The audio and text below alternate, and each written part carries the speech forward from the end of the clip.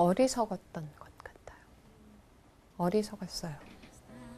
하여간 내가 무슨 잔소리 안 나오게끔 하면 완벽하게 한번 해보리라. 직장 생활하면서 초기의 10년은 제가 참 많이 울었어요. 숙제를 해야 되는데 엄마가 오기까지 기다렸다가 이제 하려고 기다리다가 잠이 들어버리는 경우가 있어요. 그러면 그 다음날 아침에 일어나서 막 울어요. 엄마 기다리다가 숙제 못했다. 굉장히 난감해요. 그래서 이 문제 어떻게 해결할까? 한 4월간만 내가 좀 어디 아무도 없는 곳에 도망가 살 수 있으면 얼마나 좋을까. 그 생각 정말 많이 했었어요. 근데 결국 97년에 병이 났습니다, 사실.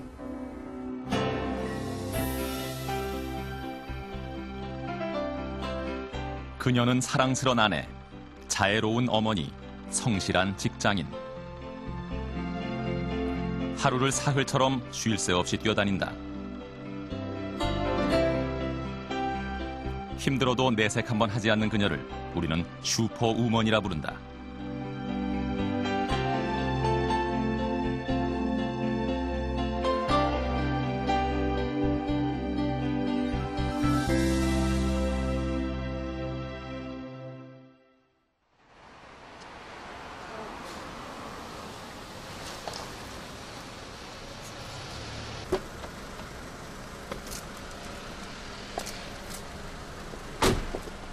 올해 35, 인터넷 마케팅 정보회사의 여사장 박보현 씨.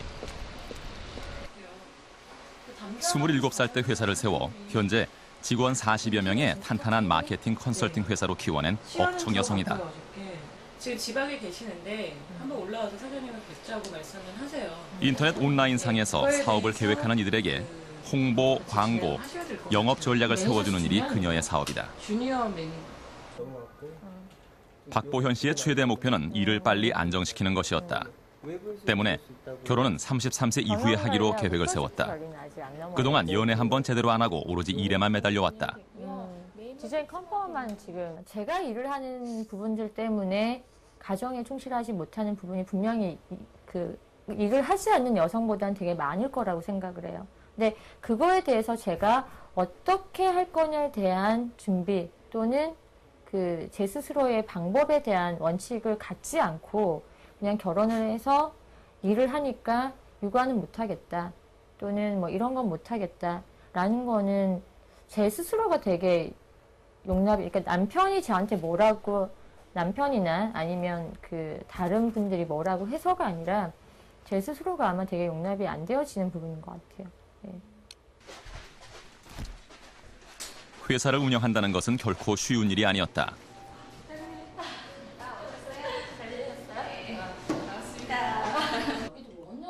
프로젝트를 수주하고 기한 내에 일을 마감하는 바쁜 일정을 소화하느라 야근은 물론 끼니를 거른 때도 수없이 많았다. 이런 진행을 하되 신경건이거나 또는 이런 것들 뭐만 받고 뭐만 만약 결혼을 했더라면 어떻게 됐을까? 박보현 사장은 불가능했을 것이라고 생각한다.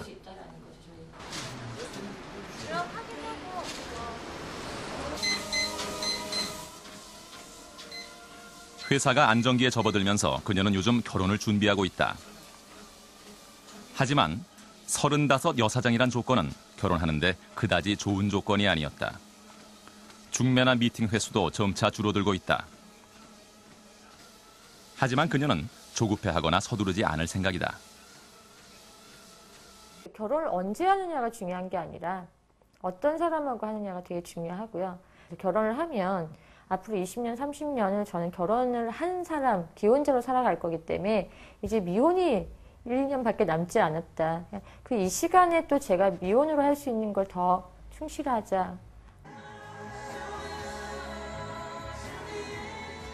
결혼을 포기하고 독신으로 살겠다는 것은 아니다. 하지만 아내의 일을 이해하지 못하는 남성과 결혼할 마음은 없다. 직장 일과 가사를 병행하며 이중 삼중의 역할을 감당하는 슈퍼우먼이 될 용기가 없기 때문이다.